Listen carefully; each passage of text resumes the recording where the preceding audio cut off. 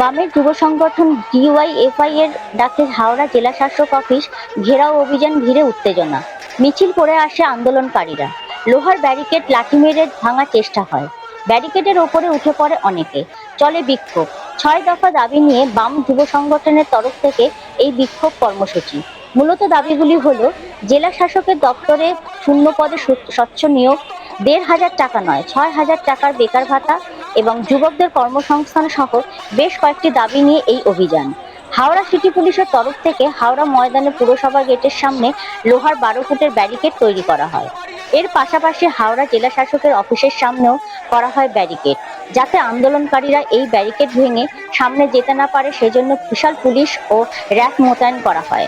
ঘটনাস্থলে পৌঁছে যান হাওড়া সিটি পুলিশের উচ্চপদস্থ কর্মকর্তারা। এর জেরে হাওড়া মহাত্মা গান্ধী রোডে যান চলাচল ব্যাহত হয়। ৫ জন প্রতিনিধিকে ডেপুটেশন দেওয়ার অনুমতি দেওয়া হয়। আপনার বাড়ি বা অফিসকে দিতে চান নতুন আর সুন্দর লুক? তাহলে আজই যোগাযোগ করুন সানরাইজ অ্যাসোসিয়েটের সাথে। আমরা করি interior work, electrical work, painting, carpenter কাজ এবং প্লাম্বিং পাইপস লাইনের সম্পূর্ণ সমাধান। ভালো মানের কাজ, নিখুঁত ফিনিশিং এবং সময় মতো ডেলিভারি, এটাই আমাদের অঙ্গীকার। আজই চলে আসুন 56/1 Andul road, Danesh lane, ground floor, Howrah 9।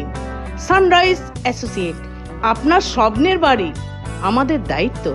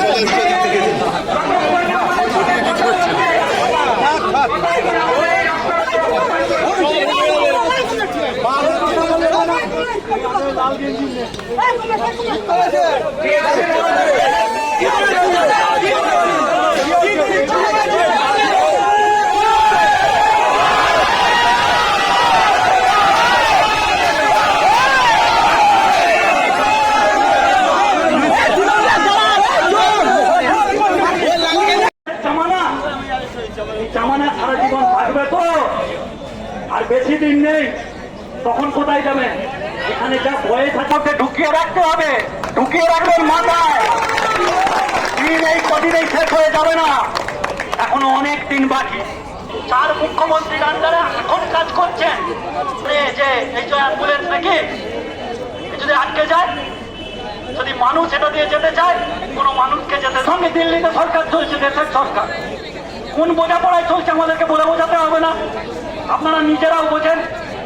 করতে গিয়েছিলেন তখন সবাইকে ডেকে ফেললো, বিডিও অফিসে কাজ কাম ছেড়ে গায়ের শহরের লজিক্যাল ডিস্টেন্স, এত বড় বড় ভারী শব্দ গায়ের মানুষ বোঝে না, খেটে খাওয়া শ্রমজীবী মানুষ বোঝে না। পশ্চিমবাংলায় আসলে মেরুদণ্ড এই মুখ্যমন্ত্রী, নিজের মেরুদণ্ড নেই। আমরা অনেকদিন আগে বলেছিলাম যে ৬,০০০ টাকা বেকার ভাতা দেওয়া উচিত যদি কাজ না দিতে পারে। আর বাজেটে কর্মসংস্থান নিয়ে যুবশ্রী প্রকল্পের টাকা পায়, সেসব উঠে গেছে। মুখে বলবে এত প্রকল্প, তত প্রকল্প, অর্ধেক প্রকল্প সব বন্ধ করে দিয়েছে। নতুন নতুন ভারী ভারী নাম ব্যবহার করা হচ্ছে। আসল কথা, পশ্চিমবাংলার বেকার যুবর কোনো কাজ নেই, কর্মসংস্থানের কোনো